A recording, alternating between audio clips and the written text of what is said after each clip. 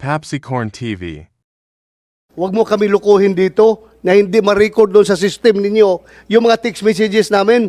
Ayaw, do not tell us, do not fool us. That's What's up mga idol, nagalit nga po si Senator Bato de la Rosa sa representative ng Globe sapagkat pinaggigiitan ni Senator Bato na kayang makuha ang data ng text messages ng Globe Telecom ngunit ayaw lang umanong gawin ng Globe. Panuurin natin ang buong detalye.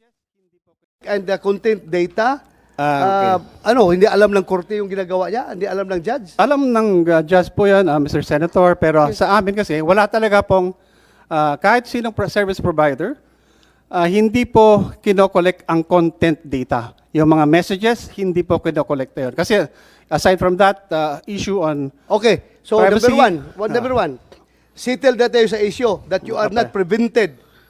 The Data Privacy Act is not preventing you from providing such data. The Privacy Act as your shield against this court order. Pareho tayo ng understanding. that is correct, Mr. That Chair. is correct. That is correct. Yeah. But- So, okay. Okay. Hindi nyo pwede gawing panangga yung Data Privacy Act. That's correct. Number two, Oh. to the issue na sinabi mo na your system, you don't have a system to store yung mga text messages, eavesdropping or whatever issues like that. Basta, sinasabi mo ngayon, klaruhin mo, wala kayong capability, wala kayong system na ma-retrieve yung mga text messages namin? Wala po. Are you sure? Yes. Opo. Actually, yung mga retrieval ng text messages, nasa phone mismo yon. It's computer data. So, it's either the sender or the receiver may retrieve those content. Kasi yung content po resides in the device. Yes, nasa device. Pero Okay. lahat man yan dadaan sa system ninyo. Hindi ko yan ma-record doon. Mr. Senator, we're just providing connectivity. Ha? We're just providing connectivity po. Wow. So, ako content Mr. without- Tubayan, Yes. Atty. Tubayan, hindi ako ganun ka-expert sa IT, ha? Pero alam ko yan. Huwag mo kami lukuhin dito na hindi ma-record doon sa system ninyo yung mga text messages namin. Ayaw, do not tell us, do not fool us. That's, Mr. Senator, I'm telling what I know. And yun po ang kalakaran talaga sa telco. Wala po talagang nagpre-preserve ng mga text messages. Remember, we're the text capital of the world. Kung i-preserve po namin lahat yan, napakadaming resources ang kailangan. So, hindi po talaga namin pre-preserve ang SMS. Oh, hindi pinipreserve. Granting hindi pinipreserve. Pero wala, is there no way within your system na makaretrieve tayo? Bigay ko sa yung number. Makaretrieve tayo ng text messages niya. Ang Coming from the mastermind of that crime. Giving orders to the gunmen, to the ones who perpetrated the crime. Yes. Dalawang cellphone, nag-uusap, hindi ma-recover dyan sa system ninyo, ay hindi ako maniwala. Ang marirecover po are the logs, the traffic data, which means yung date and time of sending on ilang beses nag-send, yun po, and sinong pinag-sendan na number, yun po na meron po kamukha. Traffic data po, not content data. Alam mo, sir, I would not insist on giving you some details or giving you some names. Otherwise, marami makukompromise dito. May makukompromise. Pero alam ko, marirecover yan sa inyo. I've been a retired police officer. Ha? I've been working with the intelligence community. I've been fighting terrorism. Alam ko yan lahat-lahat yan. Alam ko, nandyan yan sa inyo. Alam ko, nandyan yan. Pero I don't want to compromise anything here. But imposible naman. System ninyo hindi ma-recover yung hanggang kuwan lang kayo, hanggang traffic data lang kayo, walang content data. It's hard to believe. It's Well, hard to believe. I cannot do anything about the disbelief, Mr. Senator, but that's the fact, and that's the fact that's made known to me by our technical team. And what we really can provide only are the traffic data, the call logs, CDR, what do you call it? It's called the call detail records, Mr. Chair. Well, ito, sabi mo, traffic data lang may bigay nyo. Ako ngayon, tumawag ako sa'yo, o nag-text ako sa'yo, ikaw, nagsumagot ka sa akin. So, na-record doon yung call data, na-record. Yung pag-send ko at pagka-receive mo at saka pag-respond mo, natanggap ko rin dito. Yun na-record din nyo, pero Tama yung po. sinend na mensahe, hindi nyo na-record. Hindi po, hindi po Oh. nire-record yan. Kahit po, siguro, some of our... Kahit na mag-exert kayo ng effort na ma-record, na ma-recover, wala. Wala po. Actually, meron pong paraan yan. Meron pala. Pero hindi po sa network namin. Actually, napakinggan ko lang dito sa Senate hearings din po yon sa kay Justice Committee before, under Senator Gordon. One of the resource persons there mentioned of an application whereby text messages may be recovered either from the sender or from the receiver. There's an application po na i-install, pwedeng ma-recover na lahat po yon. So wala kayong app na yan? Wala po. Hindi nyo po. kaya yan? Doon po sa receiver and sender po yan. Pero sa amin kasi we only provide the connectivity and the logs. Basta ako, alam ko, pwede recover din sa inyo. Sa loob ninyo. Loob ninyo.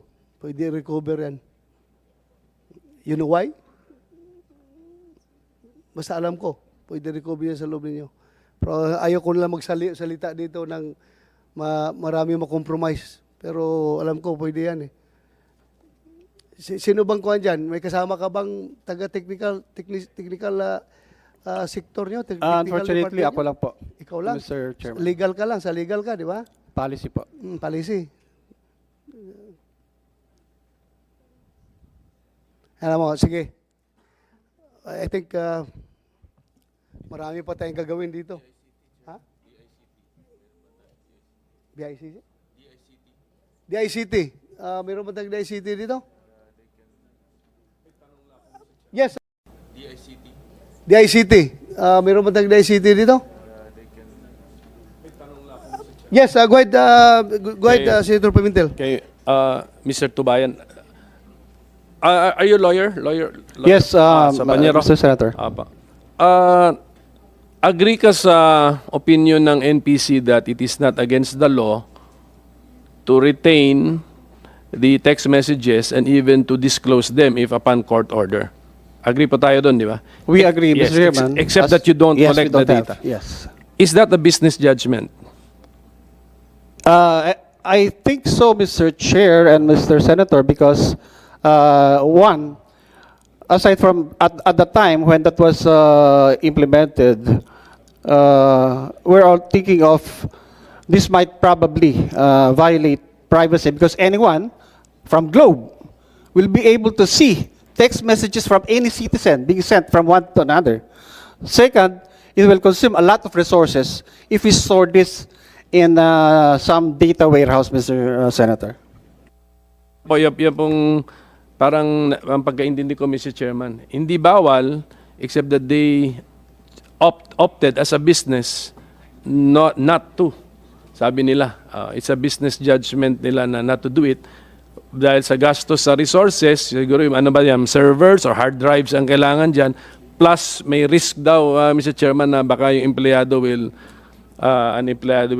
without authority access the information and leak it. They balik din sa Globe yun. So at least we heard your point of view.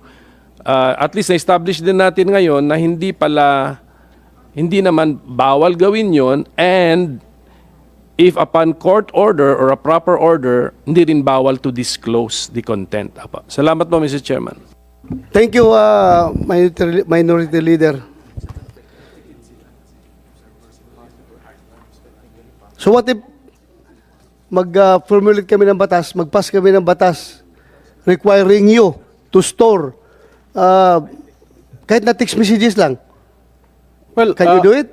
We will submit to the sovereign will of the people as Yeah. represented by the honorable senators. Yeah, because ako, hindi ako abogado ha. Hindi ako abogado, pero kayong Globe, kukonsensyahin ko kayo na maawa naman kayo, tumulong naman kayo sa gobyerno na masolve itong mga kaso dito. Kaya naglipa na ang krimen dahil apparently yung people like you from the private sector are not cooperating with us as far as solving crimes and preventing crimes. Sana kahit na sinasabi mo na wala sa system nyo, hindi ako naniniwala. Kung gusto talaga ninyo, may paraan yan. May paraan yan.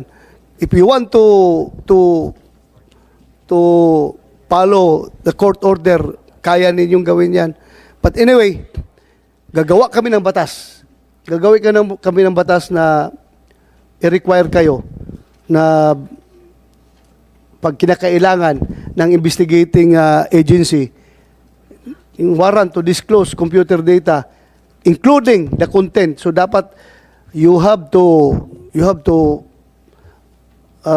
restore, you have to store the contents of communications.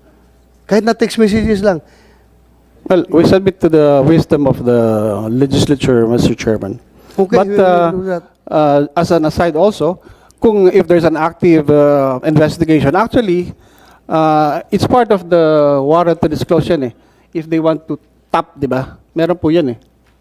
I don't know. Hindi nga, Kasi ito, if it's hindi nga, after the fact po, tap. wala po. After the fact na nga eh. After the fact na nga, kaya kailangan namin ma-retrieve yung content data ng cellphone number ng mayor. So yun ang hinahabol ng mga investigador. Kasi alam mo, yes, go ahead, Senator Mr. Chair, Gatchalian. on the same topic, I was asking Senator Pimentel, but is it technically possible to store? Is that there's no technological limitations to store all texts of everyone? That's possible? I think it's technically possible, but it's really a matter of resources, Mr. Chairman. And- It will entail a lot of cost to store a billion text messages sent every day. Okay, and since the inception of Globe never stored any of the text messages of its clients. As far as I know, Mr. Chair, How about I saw a new trend, no? The advent of messaging or internet messaging or instant messaging. I think that's the right term. For example, Facebook Messenger, WhatsApp, Telegram, Viber, all of these things, Signal. Can Globe store those? well? Mr. Chair, it's the app itself stores it. Yes. So but we can- don't store because these are over-the-top applications. So storage is on the servers of the applications like WhatsApp and Viber, Mr. Chair. So if ever we will also demand information, text messages from those applications, who do we contact? Is it the application company, the instant messenger company? Yes, Mr. Chair. It's really the applications. Can Globe contact them on our behalf? Is We that do not possible? have a privity of contract with them, Mr. Chair. We only provide, as I said, we only provide the connectivity to enable subscribers to connect to the internet. And do you know whether they also store messages, those applications? I think based on the just like text messages, the receiver or the sender, the phone of the receiver or the sender may store those How about the exchanges. application? For example, Facebook. No? Diba Facebook, they have Facebook Messenger. Can Facebook store all the communication? I believe so, Mr. Chair, because there are based on my limited experience with Facebook, you can also retrieve old messages from So your if we Facebook. contact Facebook, they can supply us with the communication between the people involved. I believe so, Mr. Chairman. Okay, yeah. But I'm just asking those questions, basic questions, because I see in the provinces, Facebook Messenger is very popular. No? Yes, Mr. Chair. And besides, Facebook and other applications have super storage. I think they're called hyperscalers because they have a lot of storage space. All right. Thank you, sir. Yes, go ahead, Senator Mr. Pimentel. Chairman, Attorney, how about the possible location of the device? Kaya nyo? Kasama ba yon sa warrant na hiningi? I think, I don't know if it's covered by the warrant, I don't recall, but... But if it is, should it be asked? Kaya nyo? Location, possible yeah, location. I think at a given point in time, because these are mobile phones, so if the warrant includes the specific time and place, or no, I mean the specific time, then we can potentially Yes. locate it based on the nearest cell site Correct. where that message was sent. So yeah, basta the telco can give us the possible location of the device which sent and which received. Tama po. Apo. Tama po yan? Tama po, Mr. Apo. Chair. Kasi Mr. Chairman, ang nakikita ko sa ibang jurisdictions, ginagamit na nila yan eh. Sabi nila that the ping to your cell phone place you at the place where the crime was committed. Parang gano'n eh. So, Correct. yes. So, Yeah, we have- at least kaya na ng telcos natin. Thank you. so we will include that. We will include that in our proposals. This committee will make sure that the connectivity that you provide is connected to accountability, responsibility, and even liability. Connectivity plus responsibility plus accountability and liability. Sana, nagnegosyo na ba lang kayo dyan ng ganyan, dapat kasama yan sa corporate social responsibility nyo na to cater to the needs of our law enforcement sector. We hope that you will do that. Anyway, yes, go ahead. Sir, doon sa question ni Sir Pimentel, actually doon sa traffic data, nakalagay talaga doon yung location ng tumawag at saka yung tinawagan. Binigay nila? Yes, sir. Binigay nila? Yes, sir. Actual location, sir, nakalagay naman talaga doon, sir. So- Doon, sir, follow Yeah, go ahead. question kay... Dito ka Globe, na magtanong sa akin. Ako na magtanong sa kanya. may sinasabi si Globe, sir, na application na pwedeng masave yung content, data. Baka pwedeng sabihin na sa atin, sir, kung anong application yun para...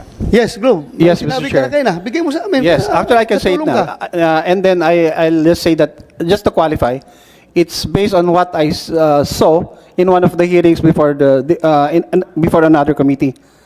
It's the Doctor Phone application. Doctor Phone daw.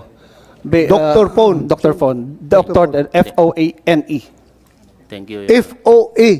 F-O-N-E po. F-O-A-N-E. N-E. So if you get hold of the sender's or receiver's phone number, you can possibly retrieve all the text messages there. Alam mo, maganda sana yan, pero the next question that will follow is that yung admissibility in court niyan, yung apps na yan. Mas maganda yung galing talaga sa inyo dahil talagang legitimate entity kayo na pwede naming magamit yung official records coming from you, magamit yan sa korte. Pero yung apps na yan, we don't know. As far as the admissibility in court, kung gagawin niyang evidence sa kasong ito. So, another problem. So, we hope we can help us. You can help us. I just want to add, Mr. Chair, as to admissibility. Kasi, babalik po yun lahat ng mga na-delete na messages po. So, mag-appear po yun sa mismong phone, sa device po ng receiver or the sender. Okay. Yeah, go ahead. Sir, one last question. Would it be possible, sir, na halimbawa, i-download namin yung Doctor Phone and then ibigay namin sa Globe for them to retrieve yung content data para wala kaming ma-violate, sir, na... Okay. You want to respond? Claude? Yes, Mr. Chair. Hindi po pwede kasi wala sa amin po yung yung phone, yung device. Dapat po i-retrieve yun, i-install yung Doctor Phone doon sa device ng receiver or the sender para ma-retrieve ang mga deleted text messages. Hindi po rin sa amin. So, mangyari yan kapag mag-volunteer si Mayor na ibigay niya yung cellphone niya sa komite. Then, para para ma-examine. Pwede po yun kung What hindi do you niya... think, Mayor? Pwede po yun kung hindi ni-reset yung phone. Ha? Pag hindi po ni-restart yung phone at I think pwede lang yon kapag hindi ni-restart or ni-delete lahat. Na-reset? Pag ni-reset po. So meaning, Kasi parang wala na yun eh. Wala na. Back to zero eh. Pag hindi, pag hindi na-reset yun, nakuha agad yung phone, pwede po yun. so hindi ka na namin tanungin, Mayor. Huwag na.